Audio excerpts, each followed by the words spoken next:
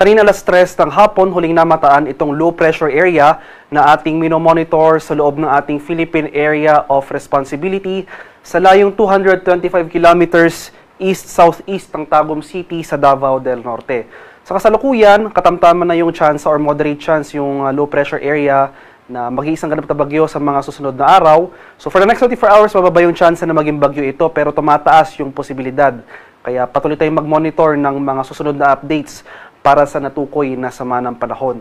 Sa kasalukuyan, itong low pressure area na ito ay nakapaloob sa Intertropical Convergence Zone o ITCZ na kasalukuyang umiiral or nakakaapekto sa malaking bahagi ng Mindanao. Kaya itong buong Mindanao, pati na rin itong central at eastern sections ng Visayas dahil sa pinagsamang epekto nitong LPA at ITCZ, asahan natin itong mataas sa tsansa ng mga kaulapan at mga kalat-kalat na pag-ulan, pagkulog at pagkilat. Samantala, patuloy rin yung pag-iral ng shoreline o yung salubungan ng mainit at malamig na hangin dito sa silangang bahagi ng Southern Luzon. Kaya itong eastern section of Southern Luzon, mataas sa tsansa ng pag-ulan rin ang ating inaasahan. Pati na rin dito sa eastern section of Northern and Central Luzon, dala yan ng northeast monsoon o yung hanging amihan.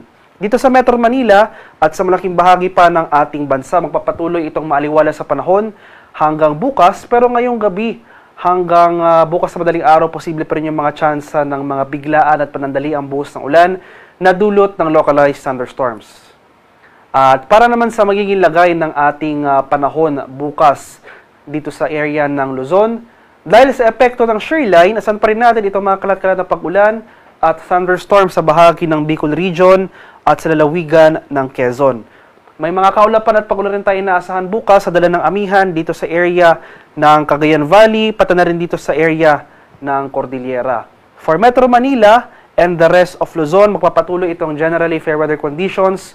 At kung may mga pag-ulan man tayong mararanasan dahil northeast monsoon yung ating prevailing weather system, ito yung mga light rains o pag-ambon lamang. Maximum temperature forecast para sa Lawag bukas, posibleng umabot ng 31 degrees Celsius. 29 degrees naman sa area ng Tuguegarao at 24 degrees Celsius sa bahagi ng Baguio City. Maximum temperature forecast for Metro Manila tomorrow, posibleng umabot ng 31 degrees Celsius.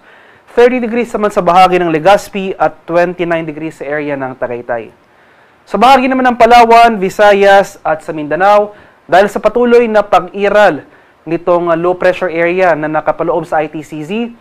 Dahil sa low pressure area, asan natin mataas sa tsansa ng mga kaulapan at mga kalat-kalat na pag-ulan, pakulog at pagkidlat sa mga rehiyon ng Caraga, pati na rin dito sa Davao Region. At dahil lang sa patuloy na pag-iral ng ITCZ dito sa area ng Mindanao, mataas sa tsansa ng pag-ulan na ating inaasahan sa mga rehiyon ng Northern Mindanao, pati na rin dito sa area ng Zamboanga Peninsula, sa bahagi ng Soxargen, pati na rin sa Barm. At mataas sa tsansa rin ng mga pag-ulan na ating inaasahan na dala ng ITCZ sa bahagi ng Negros Island Region, pati na rin dito sa Central Visayas at Eastern Visayas. Kaya sa mga nabanggit na lugar, particular na sa Central and Eastern sections ng Visayas at sa Mindanao, magkanda tayo sa mga posibleng banta ng pagbaha at pagguho ng lupa, lalong-lalo na kung tuloy-tuloy ang pag-ulan na ating mararanasan. Sa nalalabing bahagi ng Visayas ay makapatuloy itong maaliwala sa panahon, maliban na lamang sa mga tsansa ng isolated rain showers or localized thunderstorms.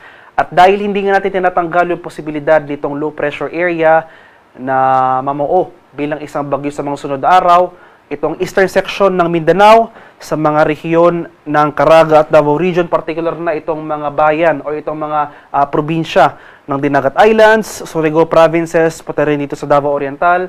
Inaasahan natin na magpapatuloy itong mga malalakas na pag-ulan na dala ng low pressure area, maging bagyo man ito or hindi. Kaya maging handa tayo at alerto sa mga banta ng pagbaha at pagbuho ng lupa, lalong-lalo na kung tuloy-tuloy ang pag-ulan na ating mararanasan, especially sa susunod na 3 araw. Maximum temperature forecast para sa Kalayaan Islands at Puerto Princesa ngayong araw, posibleng umabot ng 32 degrees Celsius. 31 degrees naman sa area ng Iloilo at 31 degrees Celsius rin dito sa area ng Cebu at sa Tacloban. Maximum temperature forecast para sa Cagayan de Oro bukas, posibleng umabot ng 31 degrees Celsius. 31 degrees rin sa bahagi ng Davao at 32 degrees Celsius sa bahagi ng Zamboanga. Sa kalagayan nating karagatan sa kasalukuyan, wala na tayong nakataas na gale warning sa anumang baybay na ating kapuluan, ngunit iba yung pag-ingat pa rin sa ating mga kababayan na maglalayag dahil maalong karagatan ang ating inaasahan dito sa northern or sa mga dagat baybay ng northern and central Luzon. Samantala, moderate to rough sea conditions or katamtaman hanggang sa maalong karagatan ang ating inaasahan sa nalalabing bahagi ng Luzon at sa silangang bahagi ng Visayas at sa Mindanao. At para naman sa ating 3-day weather outlook sa mga piling syudad ng ating bansa, for the next 3 days, malaking bahagi ng northern at central Luzon magpapatuloy itong maaliwalas sa panahon. Generally fair weather conditions, at dahil patuloy ngayong pag-iral ng amihan, maliit yung tsansa ng ating thunderstorm activity. So yung mga pagulan na lamang na light rains o pag-ambo na dala ng amihan na ating inaasahan sa mga area ng Metro Manila at Baguio. Samantala, para sa bahagi ng Bicol Region at malaking bahagi pa ng Southern Luzon, o itong eastern section ng Southern Luzon, asahan natin itong mataas sa tsansa ng mga pag-ulan at kaulapan for the next 3 days. Dala pa rin yan ng shear line o yung salubungan ng mainit at malamig na hangin. Agwat ang temperatura sa Metro Manila sa susunod na 3 araw, posibleng umabot ng, or posibleng maglaro mula 24 to 30 degrees Celsius. Baguio City, 16 to 24 degrees Celsius at para sa Legazpi City, 25 to 30 degrees Celsius. Sa bahagi naman ng Visayas, dahil inasan nga natin yung patuloy na paglapit nitong low pressure area o yung generally pakanluran na pagdalo nitong low pressure area sa ating kalupaan sa area ng Visayas at Mindanao. Dito sa Central at Eastern Visayas, so sa mga syudad yan ng Metro Cebu at Tacloban City, for the next 3 days, asahan natin na magpapatuloy itong mga kaulapan at mataas sa tsansa ng mga kalat-kalat na thunderstorms na dala ng papalapit na sama ng panahon. Samantala, for Iloilo City, or sa remainder of Visayas, magpapatuloy itong fair weather conditions, bagyang maulap hanggang sa maulap na papawirin, sasamahan lamang yan ng mga pulupulong pag-ulan na may pagkulog at pagkidlat. Temperature forecast para sa Metro Cebu for the next 3 days ay posibleng maglaro mula 25 to 31 degrees Celsius. 25 to 31 degrees rin dito sa area ng Iloilo City, 25 to 31 degrees Celsius sa bahagi ng